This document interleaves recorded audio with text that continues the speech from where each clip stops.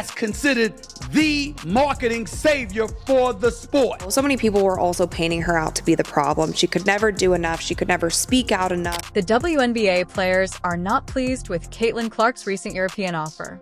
The entitled players feel that because they have been in the league longer, they should also receive a large contract with a higher value. Game is physical. Caitlin is helping to grow the league. These women understand that, but she cannot be babied as a rookie. That's all I'm at. The WNBA will collapse if Caitlin moves overseas because she will earn the greatest salary in the world, something she truly deserves, and she may finally be able to play in a league that respects her instead of players who are trying to bring her down.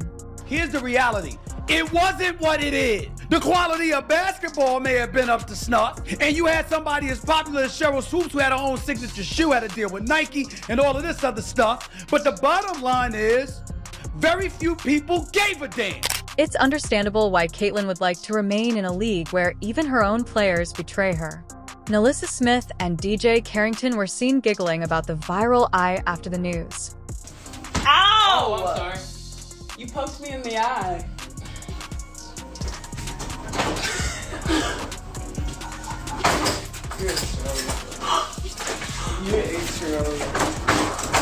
You did. I did not poke you. Did you do it on purpose? I did not poke you in your eye. Did you do it on purpose? Since it's obvious that the opposition players don't want Caitlin in the league, and now that her own teammates are making fun of her, she should accept the EuroLeague offer and leave the WNBA pleading for her to return. Caitlin's own teammate DJ Carrington asks, "Did you do it on purpose mimicking Caitlin?" While her own team hasn't shown any signs of supporting her either. I wonder if Caitlin, in every post-game press conference, she came out and talked about the kind of hateful comments that she was getting. If she came out and told... Why does this specific move cause such a stir within the league? Caitlin Clark's contract with the European team isn't just another move. It's a glaring example of the gap between opportunities available for some WNBA players and those who can command attention abroad. Players who have been in the league for years haven't been able to reach ASA, but Caitlin, who recently made the switch to professional basketball, has managed to garner international notice. One of the most well-known figures in women's basketball, Wilson, hasn't gotten the same offers as Caitlin. Everybody the reason why she has personal security that goes with her every single place. It's a lot. And so it's not just Caitlin Clark fans or Indiana Fever fans. It is not all going in one direction. For Asia Wilson, the underlying message that this decision sends to the rest of the WNBA is what's causing the displeasure about Caitlin's move, not just the fact that she signed a deal to play in Europe. Asia has long held the view that winning the league MVP award should entail more than just winning a trophy. In her opinion, MVP status should inevitably bring the best opportunities in terms of contracts and recognition. However, she is currently witnessing Caitlin Clark, who hasn't played for nearly as long or achieved as much in the professional world, receiving offers that someone of A's caliber ought to be receiving. Just saying it wasn't to the degree of Caitlin Clark being on that basketball court and people watching her, but nevertheless, rising tide lifts all boats. While Caitlin's games at the collegiate level were packed with fans eager to watch her play, Asia's frustration is heightened because it highlights the harsh reality that success and skill don't always translate into financial gain in the WNBA. Meanwhile, even though Asia was the MVP, she didn't attract the same audiences at the WNBA level. There were a lot of people that laid the groundwork that deserve shine as well. Here's what we're going to do. Are they playing now? Here's what we're going to do. Are they playing now? We don't have Andrea. Remember, you got we don't have any of the women, Chanae. They'll come back on. We'll revisit this conversation gladly. DJ Carrington's hatred for Caitlin Clark is well known. The two players had a past together, and Carrington's bitterness reached a peak during the notorious eye poke incident, in which Caitlin suffered a black eye rather than expressing regret for her behavior. Carrington decided to make fun of Caitlin, which increased their level of hostility. This public act of disrespect wasn't a one-time occurrence. Rather, it's a sign of a longer-standing animosity that Carrington has harbored towards Caitlin. This animosity probably originates from the fact that, despite Carrington's own talent as a player, she hasn't been able to attain the same degree of success or notoriety as Caitlin, which has led to a sense of bitterness that was made worse by the eye joke incident. It seems like a personal blow that Caitlin's quick ascent to fame is being given to someone who hasn't put in the same amount of effort as she has. reason 12 million people are watching ESPN for a game, if that game was on CBS, they probably would have had 25, 30 million people watching that game. What's most concerning about Carrington's actions is that, rather than offering an apology for the harm, she seems to enjoy Caitlyn's troubles. Carrington made fun of it by making fun of Caitlyn in a way that seemed to imply that she liked watching her suffer. This type of behavior transcends professional rivalry and becomes personal. Carrington has been disrespectful and resentful of Caitlyn, and Caitlyn has had to cope with this throughout her WNBA career. Nalissa Thomas has sided with DJ Carrington in their mutual animosity towards Caitlyn Clark following the IPOC incident. Nalissa was seen laughing with her girlfriend about Caitlyn's injury, demonstrating a complete lack of empathy for her fellow player. This kind of behavior is shocking, especially coming from someone who should be a professional athlete. The fact that Nalissa and Carrington find amusement in Kate's injury speaks to a deeper problem within the league level of hostility. The WNBA is meant to be a place where players support one another and collaborate to improve the league, but instead she is dealing with open hostility from her peers, creating a toxic environment where players are actively trying to bring each other down in addition to competing against one another. Caitlyn's injuries on the court wasn't merely an accident. It came to represent the animosity she encounters from players such as Carrington and Melissa. Producing the most watched WNBA games in over 2 decades. What does that tell you? That tells you that before Caitlyn Clark came along, it wasn't nearly as popular. It doesn't mean it wasn't growing in popularity over the last 2 to 3 years. But 3 years ago, WNBA was an afterthought. The frustration Caitlyn Clark experiences is not limited to her interactions with other WNBA players.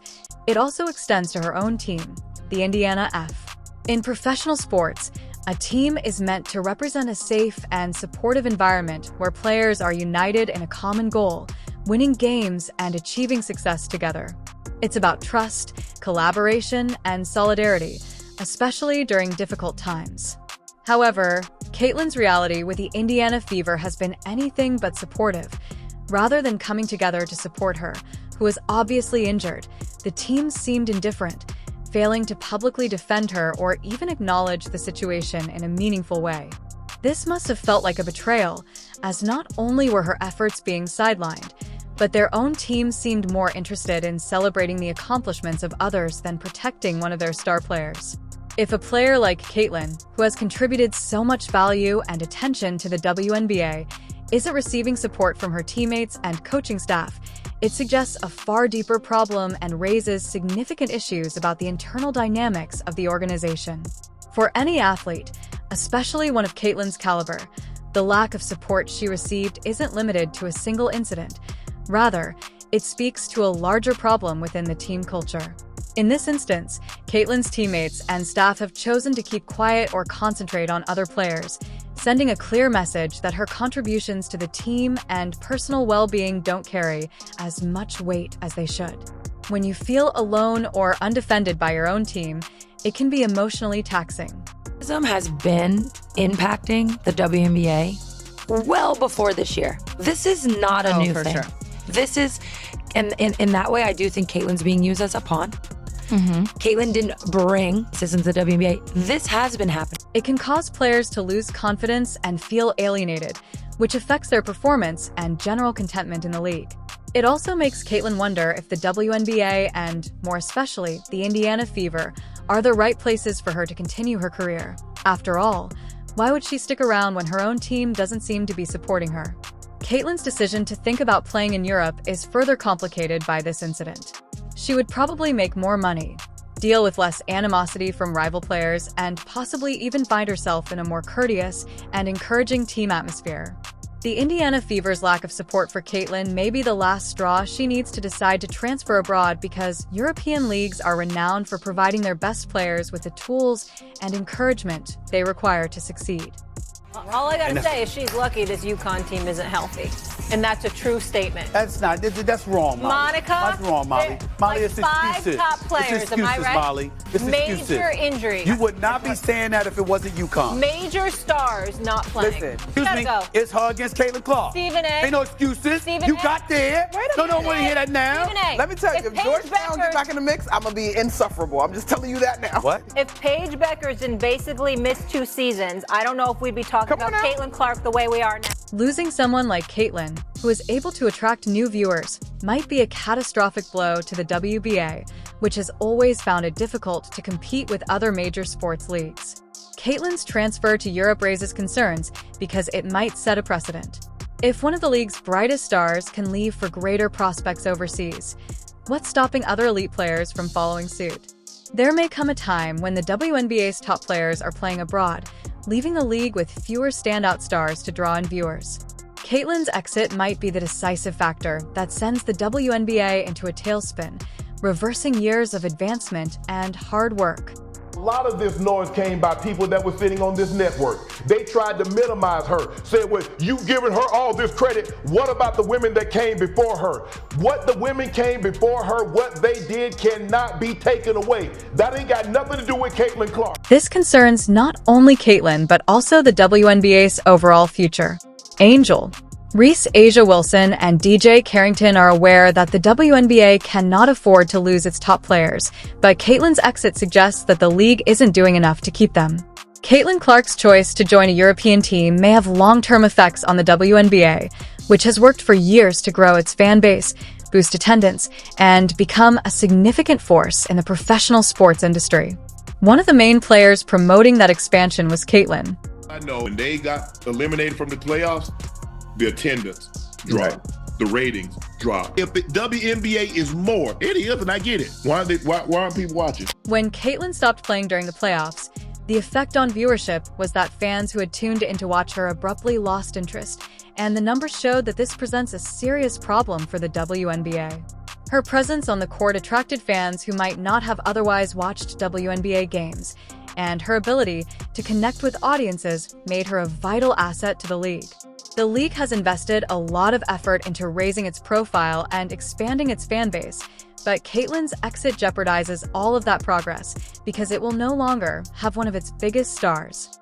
The WNBA may experience a sharp decline in viewing, which would harm the league's financial performance as well as its long-term development. The criticism she receives from other WNBA players isn't exclusive to a small number of players. It might affect many of them. Have resentment and jealousy towards Caitlin despite the fact that she has done more than almost anyone else to raise the league's profile.